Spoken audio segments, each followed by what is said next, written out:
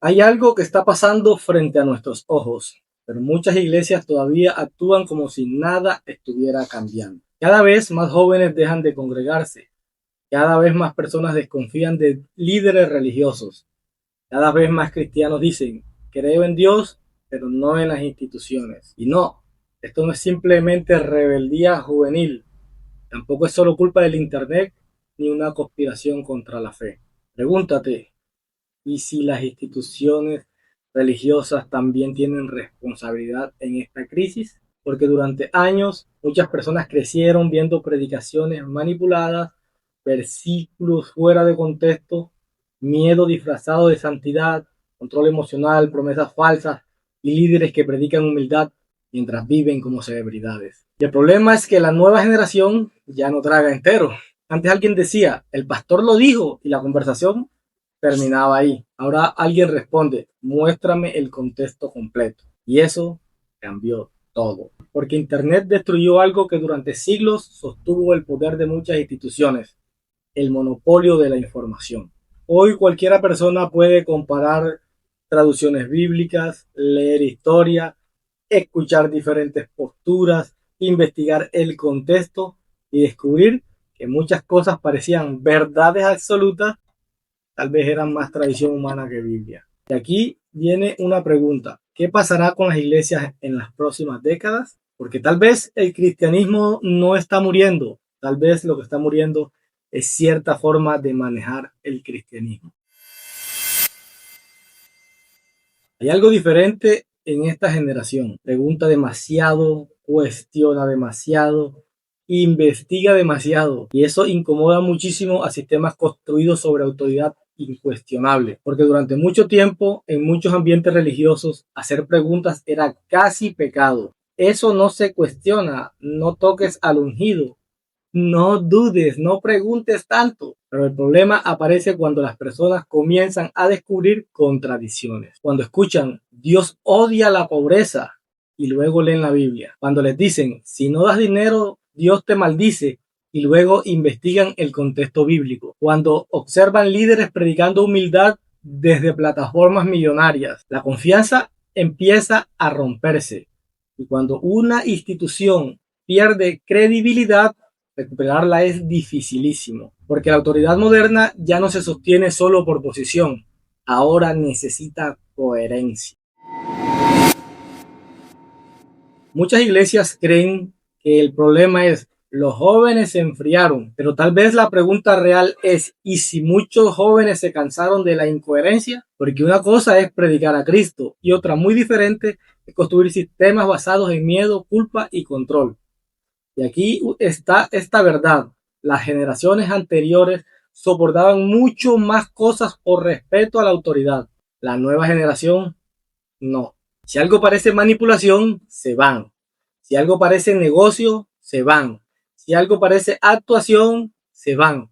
Y honestamente, a veces tienen razones válidas. Porque hay personas que crecieron escuchando, Dios cambia vidas, pero vieron líderes destruyendo familias, vieron corrupción, vieron abusos encubiertos, vieron manipulación emocional desde el púlpito. Y el problema no es solo el pecado, el problema fue el encubrimiento.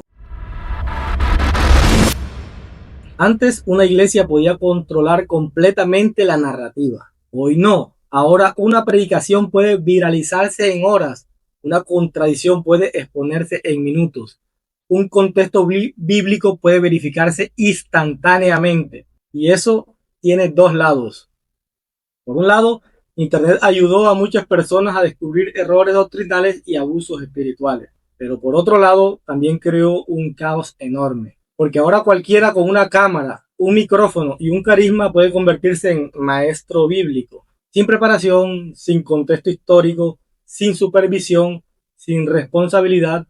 Y eso está creando una generación que muchas veces ya no sigue instituciones, pero sigue influencers. Lo irónico es que muchos dicen, no sigo hombres, solo sigo a Cristo, mientras consumen obsesivamente contenido de algún predicador favorito en YouTube. La autoridad no desapareció, solo cambió de forma. Aquí es donde muchas iglesias están completamente dormidas. Creen que todo volverá a ser como antes. pero probablemente no.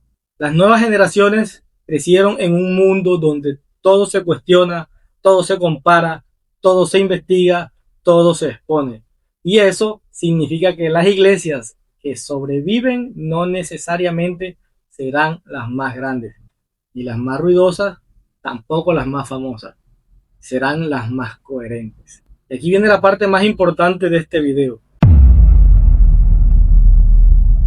Las instituciones que probablemente permanezcan no serán las que griten más fuerte, serán las que entiendan que la confianza ya no se exige, se gana. 1.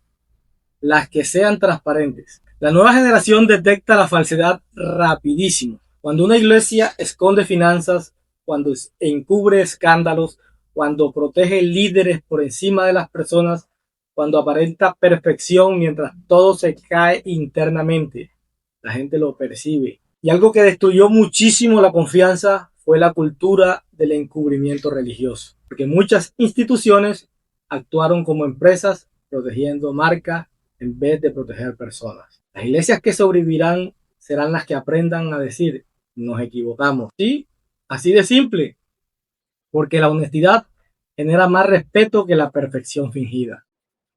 Segundo, las que enseñen con contexto. Este punto es gigantesco. Durante muchos años, personas escucharon versículos aislados usados para manipular, controlar, pedir dinero o producir algo de culpa. Pero las nuevas generaciones tienen acceso al contexto histórico, cultural y lingüístico. Y cuando descubren que ciertos textos fueron usados incorrectamente, la confianza explota. Las iglesias del futuro tendrán que enseñar mucho más profundamente, menos frases motivacionales y mucho más contexto, menos manipulación emocional, más explicación bíblica seria, porque ya no basta decir, la Biblia dice, ahora la gente también pregunta, ¿qué significa realmente? ¿A quién se dirigía? ¿Cuál era el contexto? ¿Qué dice el capítulo completo? Y sinceramente, eso no es malo. De hecho, podría producir cristianos muchísimo más maduros. 3.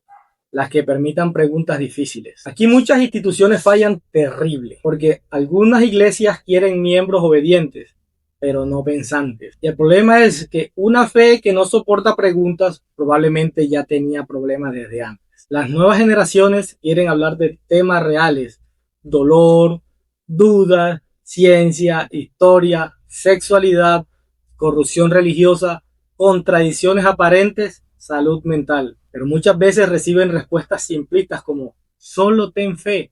Y eso ya no funciona igual. Las iglesias que sobrevivirán serán espacios donde las personas pueden preguntar sin sentirse criminales espirituales. Donde decir no entiendo esto no se ha visto como rebeldía. Porque incluso en la Biblia vemos personas cuestionando, dudando y luchando con Dios.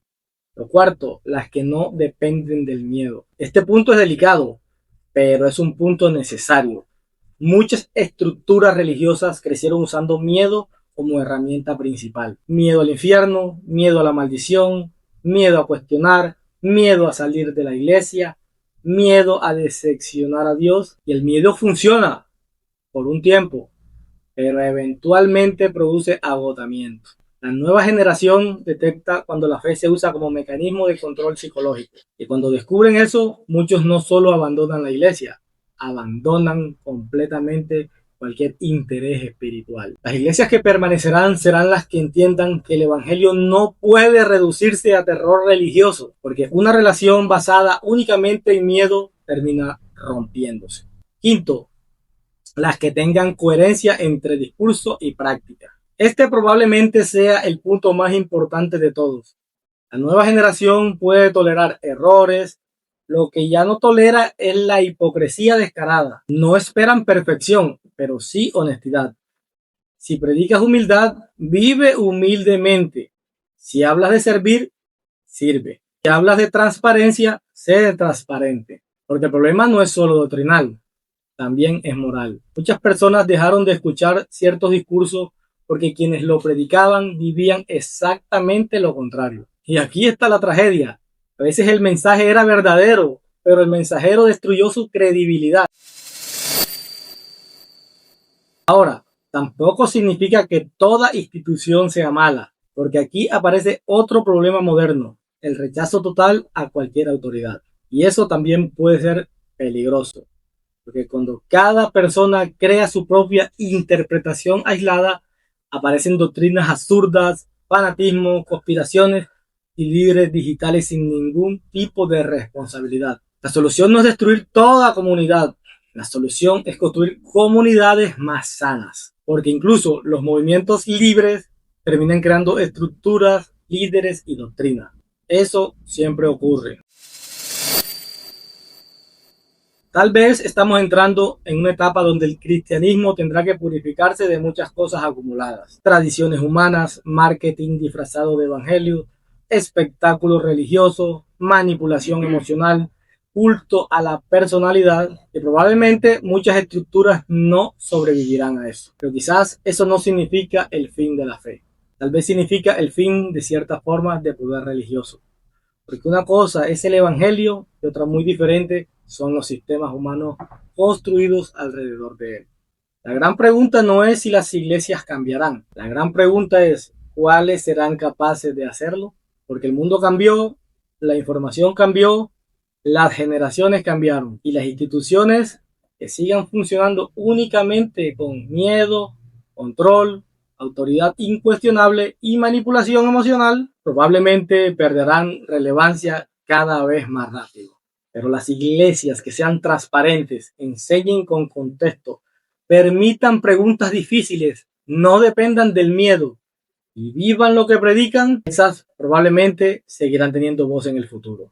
Porque al final la próxima generación no está buscando perfección, está buscando autenticidad.